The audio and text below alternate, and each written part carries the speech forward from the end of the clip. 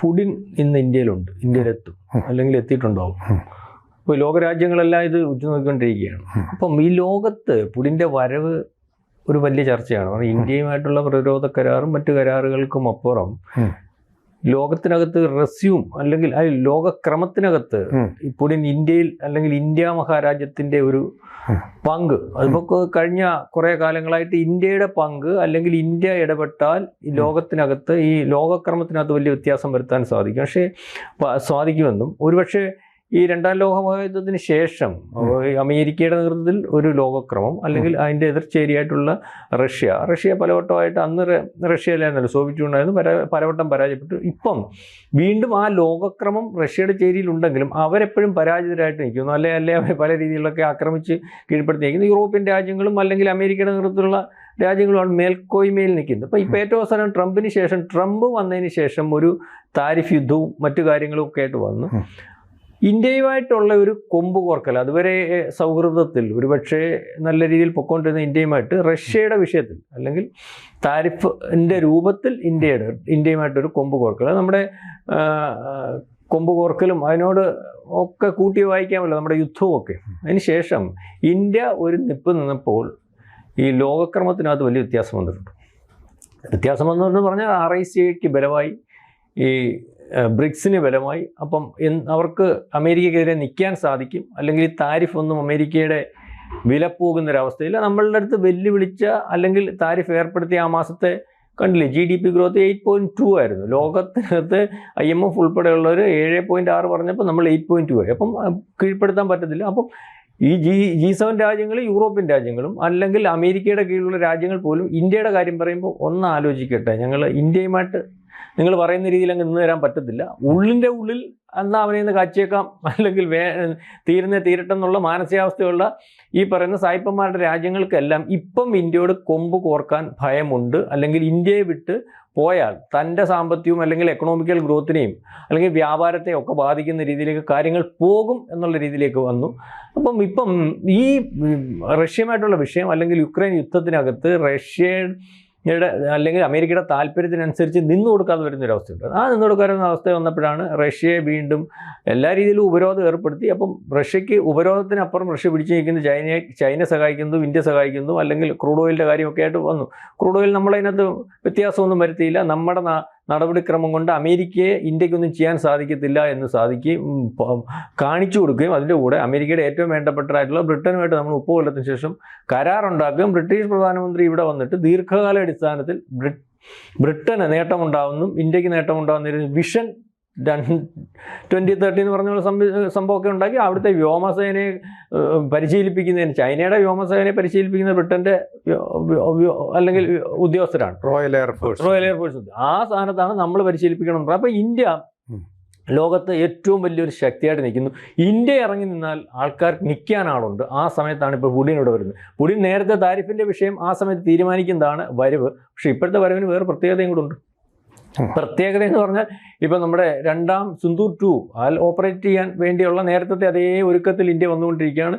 അടി കിട്ടുമെന്ന് പാകിസ്ഥാനും മനസ്സിലായി. അപ്പോൾ അതിൻ്റെ കൂടെ ഇപ്പം ബംഗ്ലാദേശ് വന്നിട്ടുണ്ട്. ബംഗ്ലാദേശിനെ കൂടെ ഇതിൻ്റെ കൂടെ അടിക്കുന്ന ഒരവസ്ഥയിലേക്ക് കാര്യങ്ങൾ പോകുന്നു. അങ്ങനെ അഫ്ഗാനിസ്ഥാൻ്റെ ത്രെട്ട്, അഫ്ഗാനിസ്ഥാനെ ആക്രമിക്കാൻ വേണ്ടി അമേരിക്ക തയ്യാറായി നിൽക്കുന്നു. അപ്പോൾ RIC അതിൻ്റെ കൂടെ നിൽക്കുന്നു. അപ്പോൾ ഇതെല്ലാം കൂടെ വല്ലാത്തൊരു ലോകക്രമത്തിനകത്തും അല്ലെങ്കിൽ എന്തൊക്കെയോ സംഭവിക്കാം. പുടിൻ ഇവിടെ വന്നിരുന്ന് ആലോചിച്ചാൽ ഒരുപക്ഷെ കരാറുകൾക്കപ്പുറം എന്തെങ്കിലുമൊക്കെ ഒരു സിന്ദൂർ 2 ഒരുപക്ഷെ വലിയ വലുപ്പത്തിൽ ഏഷ്യയിൽ വലിയ ഒരു മാറ്റം അല്ലെങ്കിൽ വീണ്ടും ഒരു വെല്ലുവിളി, ഒരു പുതിയ ചേരി, അതിനെ തടുക്കാൻ ആർക്കും പറ്റാത്ത ഒരവസ്ഥയിലേക്ക് കാര്യങ്ങൾ പോകുന്നു എന്ന് വരുന്ന രീതിയിലേക്ക് വന്നേക്കാമെന്നാണ് ലോകമാധ്യമങ്ങൾ പോലും ഉറ്റുനോക്കിയിരിക്കുന്നത്. എന്ത് സംഭവിക്കുന്നു അതിൻ്റെ കൂടെ GCC ഇപ്പോൾ ഒരു ഒരുക്കം, ബാക്കി എല്ലാവരും ഒരുങ്ങുന്നുണ്ടല്ലോ. ഈ പറഞ്ഞ യൂറോപ്യൻ യൂണിയൻ ഒരുങ്ങുന്നു, ഈ ഒരു ചേരി ഒരുങ്ങുന്നു, GCCയുടെ ഒരു ഒരുക്കം. ഈ ചത്ത് കിടന്നൊരു സാധനം. അപ്പോൾ ഈ ഇടയ്ക്കാണ് അതിനകത്ത് അതിൻ്റെ ഒരുക്കത്തിനകത്ത് നമ്മൾ കണ്ടത് ഏറ്റവും അവസാനം GCC രാജ്യങ്ങൾ ഖത്തർ കയറി ആക്രമിച്ചതിന് ശേഷം, ഇസ്രായേൽ ആക്രമിച്ചതിന് ശേഷമാണ്. അപ്പോൾ ഖത്തർ കയറി അർച്ചതിന് ശേഷം ഇവർ കൂടി ആലോചിച്ചു പിരിഞ്ഞുപോയി.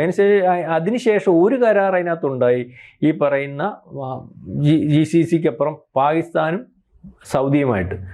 അപ്പോൾ പാകിസ്ഥാനും സൗദിയുമായിട്ടുള്ള ഒരു കരാർ എന്ന് പറയുന്നത് നേരത്തെ ഉള്ളതാണ്, അത് വെളിയിൽ വന്നിട്ടില്ലെന്നേ ഉള്ളൂ. സൗദി എപ്പോഴും പാകിസ്ഥാനെ സഹായിക്കാൻ നിൽക്കുന്നു. ഇപ്പോഴും ഇതിനകത്ത് പാകിസ്ഥാനകത്ത് അമേരിക്കയ്ക്ക് ഇറങ്ങുന്നതിനും അല്ലെങ്കിൽ ആ ഒരു ഉദ്ദേശം അഫ്ഗാനിസ്ഥാനിലുള്ള ഖനനം ആ പോർട്ട് പിടിച്ചെടുക്കുന്നതിൻ്റെയൊക്കെ ഭാഗമായിട്ടുള്ള ഒരു പുതിയ ലൈനാണ്. അതിന് പാകിസ്ഥാനുമായിട്ടൊരു പ്രതിരോധ കരാർ, പാകിസ്ഥാൻ അങ്ങോട്ട് സഹായിക്കുന്നു ഇങ്ങോട്ട് സഹായിക്കുന്നു എന്നുള്ള രീതിയിലേക്ക് ഒരു പ്രതിരോധ കരാറൊക്കെ ഉണ്ടാണല്ലോ. അപ്പോൾ ഇപ്പോൾ GCC രാജ്യങ്ങൾ മൊത്തത്തിൽ 6 രാജ്യങ്ങളെ സംരക്ഷിക്കുന്നതിന് വേണ്ടി ഒരു പ്രതിരോധ സംവിധാനം ഒരുക്കുന്നു, അല്ലെങ്കിൽ അത്തരത്തിൽ ഒരു റാൻഡോം സംവിധാനം, അത് ഈ പറയുന്ന ഡ്രോണുകളെ, മിസൈലുകളെ. അപ്പം ഇപ്പം എല്ലാവരും പറയുന്ന പോലെ, കഴിഞ്ഞ ദിവസം മസ്ക് പറഞ്ഞതുപോലെ ഒരു 5 കൊല്ലത്തിനകം ഒരു ആണവ യുദ്ധം അല്ലെങ്കിൽ ലോകത്ത് ഉണ്ടാവാൻ സാധ്യതയുണ്ട്. മസ്ക് എന്ന് പറയുന്ന ഒരാൾ പറയുമ്പോൾ അത്ര നിസ്സാരമായിട്ട് കാണണ്ട. നമ്മുടെ അമേരിക്കയിലെ അല്ലെങ്കിൽ ലിയോൺ മസ്ക്, അപ്പോൾ അയാൾ നിസ്സാരമായിട്ട് കാണണ്ട. അപ്പം ഇതിനകത്ത് എന്തൊക്കെയോ ഒരു ഒരുക്കം വരുന്നു. അപ്പം GCC രാജ്യങ്ങൾ അവരുടേതായ രീതിയിൽ അവരും ഒരു തയ്യാറെടുപ്പ് നടത്തുന്നു. കാരണം GCC ഇപ്പം ശരിക്കും പറഞ്ഞാൽ GCC രാജ്യങ്ങളുടെ അവസ്ഥ എന്ന് പറഞ്ഞാൽ അമേരിക്കയുടെ അടിമകളായിട്ട് കിടക്കുന്ന ഒരു രീതിയാണ്. പക്ഷേ അവർക്കതൊരിക്കലും ഇഷ്ടപ്പെടുന്ന ഒരവസ്ഥ ഇല്ല. കാരണം അതുകൊണ്ടാണല്ലോ ഇസ്രായേലിൻ്റെ ചെയ്തികൾ ഒരുപക്ഷെ അവർക്ക് ഇഷ്ടമല്ലാത്തതാണെങ്കിൽ പോലും ആ ചെയ്തികളോട് അതാ ശരി പറയേണ്ട ഒരു രീതി വരുന്നുണ്ട്. അപ്പം ഇന്ത്യയുടെയൊക്കെയും റഷ്യയുടെയൊക്കെ ഈ തയ്യാറെടുപ്പും അല്ലെങ്കിൽ ആ നിപ്പും ഒക്കെ കാണുമ്പോൾ അവർക്കും നട്ടലോടുകൂടി നിന്നാൽ കൊള്ളാകുമോ? ഇതൊരു ലോകമഹായുദ്ധത്തിലേക്കുള്ള ഒരു ചേരിതിരിവ് എന്ന് വെച്ചാൽ ഈ GCC അല്ലെങ്കിൽ എല്ലാവരും ഒന്ന് തയ്യാറെടുക്കുന്നതായിട്ട് തോന്നുന്നുണ്ടോ? അല്ല, അങ്ങനെ തോന്നുന്നില്ല. അതിനു മുമ്പ് നേരത്തെ പറഞ്ഞത് നമ്മുടെ ചുങ്കം മൂലമുള്ള വളർച്ചാ നിരക്ക് 8.2% എന്ന് പറഞ്ഞത് നമ്മളിപ്പോൾ കണക്കാക്കിയിരിക്കുന്ന കഴിഞ്ഞ ക്വാർട്ടറിലെയാണ്. ഇപ്പോൾ ചുങ്കം മൂലമുള്ളതിൻ്റെ ഇമ്പാക്റ്റ് നമ്മൾ അറിയണേ ഒക്ടോബർ, നവംബർ, ഡിസംബർ 3 മാസം ആ ക്വാർട്ടറിലേതാണ് അറിയേണ്ടത്. അതിൽ വന്നാലും ഇപ്പോൾ സാമ്പത്തിക വിദഗ്ധർ കണക്കൂട്ടുന്ന 0.1% വരൂ. അത് വലിയ ഇമ്പാക്റ്റ് ഒന്നും നമ്മുടെ GDP ഗ്രോത്തിൽ ഉണ്ടാക്കുകയില്ല. വേറെ ചില സ്വകാര്യ മുതലാളിമാർക്ക് കുഴപ്പമുണ്ടാക്കുമെന്നേ ഉള്ളൂ. നമ്മൾ പലതരത്തിൽ അതിനെ മറികടക്കാനുള്ള ശ്രമങ്ങൾ ഇപ്പോഴും തുടർന്നുകൊണ്ടിരിക്കുകയാണ്. അല്ല, അതിപ്പോൾ വന്നു കഴിഞ്ഞു. അത് വന്നു. അതിന്റെ ലിസ്റ്റ് ഞാൻ പറഞ്ഞ 8.2 എന്ന് പറഞ്ഞാൽ നമ്മളിപ്പോൾ കിട്ടുന്ന കണക്കെന്ന് പറഞ്ഞാൽ കഴിഞ്ഞ ക്വാർട്ടറിന്റെ കണക്കാണ് എടുത്തു പറയുന്നത്. അല്ല, ഈ ഏർപ്പെടുത്തിയേക്കുന്ന കഴിഞ്ഞ 3 മാസത്തെ. അപ്പം അവരെടുത്ത് താരിഫ് 50% താരിഫിന് ശേഷം ഇന്ത്യ മറികടക്കത്തില്ലെന്ന് പറയുന്ന സമയത്ത് ഇന്ത്യ ലോകത്തെ GDP ഗ്രോത്ത് പറഞ്ഞതിനപ്പുറം പോയി 8.2 ആയി. ഈ 8 പറയുന്നത് എൻ്റെ ഇപ്പോഴും എഫക്റ്റിലാണത്. ഇതിൻ്റെ ഇമ്പാക്റ്റ് വരണമെങ്കിൽ നമുക്ക് കുറച്ച് 3 മാസം കൂടെ കാത്തിരിക്കേണ്ടി വരും. ഇമ്പാക്റ്റ് അറിയണമെങ്കിൽ ഒരു കണക്ക് കൂട്ടിയിട്ടുണ്ടത്, പ്രോജക്റ്റ് ചെയ്തിട്ടുള്ളത് 0.1%. അപ്പോൾ 8.2 എന്നുള്ളത് 8.1 ആയിട്ട് മാറും. അത്രേ ഉള്ളൂ. അത് നിസ്സാരം മാത്രമേ ഉള്ളൂ, മാർജിനൽ മാത്രമേ ഉള്ളൂ. സമ്മതിച്ചു. പക്ഷേ ഇവിടെ നമ്മൾ കാണേണ്ട ഒരു കാര്യം, ഇപ്പോൾ റഷ്യയുമായിട്ട് വരുമ്പോൾ എന്തിൻ്റെ പേരിലാണ് നമുക്ക് 25% ചുങ്കം ഏർപ്പെടുത്തിയത്? റഷ്യയിൽ നിന്ന് പെട്രോൾ കെമിക്കൽസ് വാങ്ങിക്കുന്നതെന്ന് പറഞ്ഞല്ലേ, അത് വമ്പിച്ച വർധനവിലേക്ക് പോവുകയാണ്. റഷ്യയുടെ പ്രയോറിറ്റികളിൽ ഏറ്റവും ഒന്നാമതായിട്ടുള്ളത് ഇന്ത്യയുമായിട്ടുള്ള ഊർജ വിതരണം. ഇപ്പോൾ അവർ ചെയ്യാൻ പോകുന്നത് എന്താണെന്ന് വെച്ചാൽ, നേരത്തെ തന്നെ അതിൻ്റെയുള്ള ആസൂത്രണമെല്ലാം നടന്നു കഴിഞ്ഞു. പെട്രോളിൻ്റെ വില നമുക്ക് റുപ്പയിൽ തന്നെ തുടരാൻ ഇപ്പോഴും അങ്ങനെ ചെയ്യുന്നത്. അതിനോടൊപ്പം അതിൻ്റെ വില വീണ്ടും കുറയ്ക്കുക, ഇന്ത്യയെ സഹായിക്കാൻ വേണ്ടിയിട്ട് വീണ്ടും കുറയ്ക്കുക. അതാണ് ഇനിയിപ്പോൾ ചെയ്യാൻ പോകുന്നത്. അതോടുകൂടി ഇന്ത്യ അതിൻ്റെ ഇറക്കുമതി വർദ്ധിപ്പിക്കും. അതേസമയം ഇത് ബാലൻസ് ചെയ്യാനായിട്ട് നമ്മൾ നേരത്തെ തന്നെ നാച്ചുറൽ ഗ്യാസ് എന്ന് പറയുന്ന നമ്മുടെ LPG പോലുള്ള വാതകങ്ങൾ അമേരിക്കയിൽ നിന്ന് ഇറക്കുമതി ചെയ്യുന്നതിൻ്റെ അളവ് വർദ്ധിപ്പിക്കുകയും ചെയ്യുകയാണ്. അങ്ങനെ അത് ബാലൻസ് ചെയ്യാം. അപ്പോൾ അമേരിക്കയ്ക്കും കുഴപ്പമില്ല, റഷ്യയ്ക്ക് ഇലയ്ക്കും ഉള്ളിലും കേടില്ലാത്ത വിധം പരിഹരിക്കാനാണ് നമ്മൾ നോക്കുന്നത്. അതിനവരുടെ പ്രയോറിറ്റിയിലുണ്ടെന്നാണ് പറഞ്ഞിരിക്കുന്നത്. അതായത് അവരുടെ റഷ്യൻ പ്രസ് സെക്രട്ടറി ആയിട്ടുള്ള അദ്ദേഹം പറഞ്ഞിരിക്കുന്നത്, ദിമിത്രി പെസ്കോവ് എന്നാണ് അദ്ദേഹത്തിൻ്റെ പേര്. അദ്ദേഹം പറഞ്ഞിരിക്കുന്നത്, energy cooperation will be a top priority during Putin's talks with PM Modi. നാളെയാണ് നടക്കാൻ പോകുന്ന ആ ചർച്ച. അദ്ദേഹം സ്ഥലത്ത് നമ്മളിപ്പോൾ ചർച്ച ചെയ്യുന്ന ദിവസം എത്തിയിട്ടുണ്ടെങ്കിലും നാളെയാണ് പ്രധാനമന്ത്രിയുമായിട്ടുള്ള ചർച്ച. നാളെ തന്നെയാണ് പ്രസിഡൻറ്റുമായിട്ടുള്ള ബാങ്കറ്റ് മീറ്റിംഗ് നടക്കുന്നത്. അപ്പോൾ അവിടെ വെച്ചാണ് ഈ കാര്യങ്ങളിൽ ഒരു തീരുമാനം ഉണ്ടാകുന്നത്. വൻതോതിൽ റഷ്യൻ പെട്രോൾ ഇന്ത്യൻ മണ്ണിലെത്തും. അതിപ്പോൾ റിലയൻസ് ആണോ വാങ്ങിക്കുന്നത്, നയറാണോ വാങ്ങിക്കുന്നത്, ഇന്ത്യൻ പെട്രോ കെമിക്കൽ കമ്പനീസ് തന്നെ ഉണ്ടല്ലോ, നമ്മുടെ തന്നെ പൊതുമേഖലയിലുള്ള സ്ഥാപനങ്ങളുണ്ടല്ലോ, അങ്ങനെയുള്ള സ്ഥാപനം, ഇന്ത്യൻ ഓയിൽ കോർപ്പറേഷൻ അതുപോലുള്ള സ്ഥാപനങ്ങളായിരിക്കും കൂടുതലായിട്ടും അത് വാങ്ങുന്നത്. കാരണം ഗവൺമെൻറ് തലത്തിലുള്ള ചർച്ചയാകുമ്പോൾ അതിനുള്ള എല്ലാ ഇവരിനി കയ്യൊപ്പ് വെച്ചാൽ മാത്രം മതി, എല്ലാ കരാറുകളും തയ്യാറാണ്. പിന്നെ ഏറ്റവും പ്രധാനപ്പെട്ട ഒന്നെന്ന് പറയുന്നത്, നമ്മുടെ ഈ വിഷയവുമായിട്ട് ലോകമഹായുദ്ധവുമായിട്ടും സിന്ധൂറുമായിട്ട് ബന്ധപ്പെട്ടത് 300 മിസൈലുകളാണ് അവിടെ നിന്ന് നമ്മൾ വാങ്ങാൻ പോകുന്നത്. 300 മിസൈലിനുള്ളൊരു ധാരണയായിട്ടുണ്ട്. അതുകൂടാതെ നമ്മളിപ്പോൾ വാങ്ങിക്കാൻ പോകുന്ന ഇതിനകത്ത് പ്രധാനപ്പെട്ടതായിട്ട് S-400 നമുക്കറിയാമല്ലോ, ഓപ്പറേഷൻ സിന്ദൂർ തിളക്കമാർന്ന ഡിഫൻസ് കമാൻഡ് സിസ്റ്റം ആയിട്ട് പ്രവർത്തിച്ച S-400 വീണ്ടും കൂടുതൽ വാങ്ങിക്കാൻ പോവുകയാണ്. അപ്പോൾ അതിനെയൊക്കെ ഒരു യുദ്ധത്തിൻ്റെ തയ്യാറെടുപ്പായിട്ട് കണക്കാക്കുന്ന ഒരു തെറ്റുമില്ല.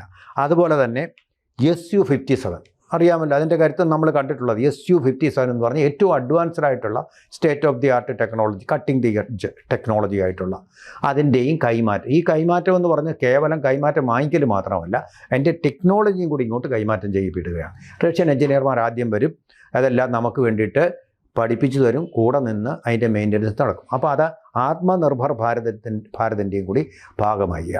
ഇനി നമ്മൾ മറ്റേ വിഷയത്തിലേക്ക് വന്നാൽ GCC, അതായത് ഗൾഫ് കോപ്പറേഷൻ കൗൺസിൽ എന്ന് പറയുന്ന സംഘടന, 6 ഗൾഫ് രാജ്യങ്ങളടങ്ങുന്ന സംഘടനയാണ്. നമുക്കറിയാം, പണ്ട് ഇറാഖ് കുവൈറ്റിലേക്ക് മിസൈലുകൾ അയച്ചുകൊണ്ടൊരു യുദ്ധപ്പുറപ്പാട് നടത്തിയപ്പോൾ ആത്മവിശ്വാസം നഷ്ടപ്പെട്ടു പോയി കുവൈറ്റിന്. ടോമോഹോക്ക് മിസൈലുകളാണ് അന്ന് അമേരിക്ക, നമ്മളൊക്കെ ഒരു നമ്മൾ TV കളിലൂടെയൊക്കെ കണ്ടതാണ്, രാത്രിയുടെ ഇരുട്ടിൽ ടോമോഹോക്ക് മിസൈലുകൾ ഇറാഖിലേക്ക് തിരിച്ചു പായിക്കുന്നതും ഇറാഖിൽ നിന്ന് വരുന്ന മിസൈലുകളെ മടക്കി അയക്കുന്നതും നമ്മൾ കണ്ട കാഴ്ചയാണ്. അതുപോലെ തന്നെ അടുത്തിടെ ഇസ്രായേലിൽ നിന്നും ഖത്തറിലെ ദോഹയിലാക്കി ഒരു മിസൈൽ വന്നു. ഹമാസിൻ്റെ ഒരു യോഗം നടന്നുകൊണ്ടിരിക്കുകയായിരുന്നു. അവിടെ നിന്ന് 4 പേരെ അങ്ങ് കൊന്നു. 4 പേരെ കൊന്നതിലൊരാൾ ഹമാസിന് വേണ്ടി നമ്മുടെ മലപ്പുറത്ത് നടന്ന സംഗമത്തിൽ ഓൺലൈനായിട്ട് സംസാരിച്ച ആളുമുണ്ട്. അത് തീർത്തു കഴിഞ്ഞപ്പോൾ ഒരു പേടിയായി സൗദി അറേബ്യയ്ക്ക്. കാരണം സൗദി അറേബ്യയുടെ കൂടിയാണ് ഈ ഖത്തറിലേക്ക് പോയത്. അപ്പോൾ ഒരു അങ്കലാപ്പായി. ഇതുവരെ അമേരിക്കയുടെ മിലിറ്ററി ഇൻസ്റ്റലേഷൻസ് ധാരാളമായിട്ട് ഈ ഗൾഫ് രാജ്യങ്ങളിലുണ്ട്, കുവൈറ്റിലുണ്ട്, എല്ലാ ഗൾഫ് രാജ്യങ്ങളിലും ഉണ്ട്. അതിലാണ് ഇവർ വിശ്വാസം അർപ്പിച്ചിരുന്നത്. പക്ഷേ അമേരിക്ക ഇപ്പോൾ ഇസ്രായേലിനെ കൂടുതലായിട്ട് പിന്തുണയ്ക്കുകയും അമേരിക്ക അറിയാതെ ഈ മിസൈൽ വരാൻ സാധ്യതയില്ലെന്നുള്ള ഒരു ഉത്കണ്ഠയെ തുടർന്നാണ് പാകിസ്ഥാനുമായിട്ട് വാസ്തവത്തിൽ കരാർ ഒപ്പിട്ടിരിക്കുന്നത്. ഇതിപ്പോൾ നമ്മൾ കണ്ട്, അത് കഴിഞ്ഞിട്ട് അഫ്ഗാനിസ്ഥാനുമായിട്ട് യുദ്ധം നടന്നു. സൗദി അറേബ്യ ഒരു അക്ഷരം മിണ്ടിയത് പോലുമില്ല, ആയുധം കൊടുത്തില്ല, പടവ് കൊടുത്തില്ല, മിണ്ടാതിരുന്നു. മിണ്ടാൻ അത് ഇന്ത്യയുമായിട്ട് യുദ്ധം വന്നാലും അത്രേ ഉള്ളൂ, ഒരു കരാറായിട്ട്. ഇപ്പം ഇതിനകത്ത് വേറെ സാറി അദ്ദേഹം പറഞ്ഞതുകൊണ്ട് ഞാൻ പറയാം, കരാറിനകത്ത് അതിനകത്ത് പാകിസ്ഥാനുമായിട്ട് കരാറുണ്ട്, കരാർ വ്യാപാര കരാർ, എന്തോ വ്യാപാര കരാറാ അല്ല, അപ്പൊ അവനെ സഹായിക്കാനുള്ള ഒരു പ്ലാനാണ് പറയുമ്പോ ഇതിനകത്തെല്ലാം ഒരു ഉള്ളിൽ കൂടി പാകിസ്ഥാൻ പണം കൊടുക്കുക. ന്യൂസിലൻഡ്, ദക്ഷിണ കൊറിയ, അപ്പൊ ഇവരുമായിട്ടൊക്കെ വ്യാപാര കരാറും മറ്റു ചില കരാറുകളും ഒക്കെ ഏർപ്പെടുന്നതിനും ഈ അയൺ ഡോം പ്രതിരോധം ഒരുക്കുന്നതിന്റെ പുറകത്ത് ഉണ്ട്.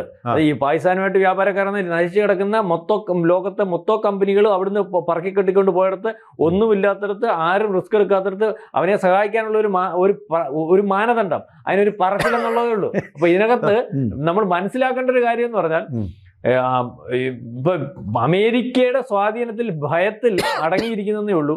ഒരു സാധ്യത വന്നാൽ ഈ ഗൾഫ് രാജ്യങ്ങൾ എല്ലാം കൂടെ, അതായത് പാകിസ്ഥാന്റെ ശൈലി തന്നെ അവന്റെ ശൈലിക്ക് വേണ്ടി വന്നാളൊന്ന് അനുകൂലിച്ച് നിൽക്കുന്ന ഒരു അവസ്ഥയിലെ മാനസികാവസ്ഥയിലാണ് ഇപ്പോഴും. ഇപ്പം മെയിൻ്റനൻസ് ചെയ്യാൻ വകയില്ലാതെ പാക് എയർലൈൻസ് വിറ്റഴിക്കാൻ പോവുക. അപ്പോൾ ലേലം വിളിച്ചിരിക്കുക. ലേലം വിളിക്കാനായിട്ട് സൈന്യത്തിൻ്റെ ഒരു കമ്പനിയുണ്ട്. ആ സൈന്യത്തിൻ്റെ കമ്പനി കൂടി ലേലം വിളിയിൽ പങ്കുചേരാൻ പോവുകയാണ്. നടത്താൻ പണമില്ലെന്നേ. അതുപോലെ അവസ്ഥയിലാണ് ഇപ്പോൾ പാകിസ്ഥാൻ. അവരെന്തോന്ന് ആയുധം വാങ്ങിക്കാൻ പണമില്ല. അപ്പോൾ പിന്നെ സൗദി അറേബ്യ കുറച്ച് പൈസ എണ്ണപ്പണം ഇഷ്ടം പോലെ ഉണ്ടല്ലോ കൊടുക്കണം. ഇപ്പോൾ ഇത് വന്നിരിക്കുന്ന സൗദി അറേബ്യയിലും ഒക്കെ വലിയ എണ്ണ കമ്പനികളുണ്ട്. അപ്പോൾ അവിടെയൊക്കെ അഡ്നോക്ക് എന്നൊക്കെ പറഞ്ഞ് ലോകപ്രശസ്തമായിട്ടുള്ള എണ്ണ കമ്പനികൾ, അവരാണ് ഇവിടെ നിന്നാണ് പെട്രോൾ കൂടുതൽ, അതിൻ്റെ പണമാണ് അവർക്കുള്ളത്. അപ്പോൾ അവരൊക്കെ സംരക്ഷിക്കണം. കാരണം ഇസ്രായേലിൽ നിന്ന് ചിലപ്പോൾ അവർക്ക് ദേഷ്യം വന്നിട്ട് ഒരു മിസൈൽ ഇങ്ങോട്ട് അയച്ചു കഴിഞ്ഞാൽ കത്തിപ്പടരും എണ്ണപ്പാടം, വരുമാനം ഒരുപാട് നഷ്ടപ്പെടും. അപ്പോൾ അതിനൊരു അമേരിക്ക ഇനി അവർക്ക് വിശ്വാസമില്ല, റഷ്യയും വേണ്ട. എന്നാൽ പിന്നെ അവരുടേതായിട്ടുള്ള ഒരു തന്ത്രം, അയൺ ഡോം, ഇസ്രായേലിൻ്റെ പോലെ ഒരു മിസൈലും ഇങ്ങോട്ട് വന്ന് തങ്ങളുടെ എണ്ണപ്പാടങ്ങളിൽ വീഴാതിരിക്കാനുള്ളൊരു സംവിധാനമാണ്, പ്രതിരോധ സംവിധാനം ആണ് അവരിപ്പോൾ ഏർപ്പെടുത്തിയിരിക്കുന്നത്. ഒരാശങ്ക വന്നിരിക്കുന്നു. പാകിസ്ഥാനെയും വിശ്വസിക്കുന്നില്ലെന്ന് അതിൻ്റെ അർത്ഥം. പാകിസ്ഥാൻ്റെ പ്രതിരോധം കൊണ്ടും പ്രയോജനമില്ല, സ്വന്തമായിട്ടൊരെണ്ണം നിർമ്മിക്കാനുള്ള ഒരു ശ്രമമാണ് ഇപ്പോൾ അവർ നടത്തിക്കൊണ്ടിരിക്കുന്നത്. പിന്നെ ലോകമഹായുദ്ധം ആണവ യുദ്ധമായിട്ട് പരിണമിക്കുകയാണെങ്കിൽ പിന്നെ തീർന്നു, ഭസ്മമായി ലോകം. അതിനുള്ള വിവേകം, അതിനു മുമ്പേ എന്തെങ്കിലും ഇടപാടുകൾ ഉണ്ടാവും, ഇതങ്ങ് പരിഹരിക്കപ്പെടും. ഇലോൺ മസ്ക് ഇത് പറയാൻ കാരണം പുള്ളിക്ക് ഇപ്പോൾ അന്യഗ്രഹങ്ങളിലേക്ക് പോകാനുള്ള സംവിധാനമൊക്കെ ഉണ്ട്. അണവയുദ്ധം വന്നാൽ കയറി അതേലങ്ങ് പോയാൽ മതി. പക്ഷെ നമ്മുടെ കാര്യമോ, നമുക്ക് അങ്ങനെയൊന്നും പോകാൻ പറ്റില്ലല്ലോ. അല്ലല്ല, ഈ നമ്മൾ ദീർഘവീക്ഷണമുള്ള ഒരുത്തനാണ് അയാൾ. ഒരു സംസാരം ഇപ്പോഴത്തെ ഒരു അവസ്ഥ, നാളെക്കാലത്തെ സാറ് പറഞ്ഞ പോലെ മാറ്റം വരാം. കാരണം ഇങ്ങനെ സംഭവിച്ചാൽ പിന്നെ ലോകമില്ലല്ലോ. നമ്മുടെ നമ്മളിപ്പോൾ ബുദ്ധിജീവികൾ അതിന് മുമ്പ് ഇടപെട്ടുകൊണ്ട് ഇത് തീർക്കാനുള്ള സംവിധാനം എന്തെങ്കിലും ഉണ്ടാകും. ബെറ്റർ കൗൺസൽസ് വിൽ പ്രിവൈൽ, ഇംഗ്ലീഷിൽ ചൊല്ലുണ്ടല്ലോ, അങ്ങനെ സംഭവിക്കട്ടെ.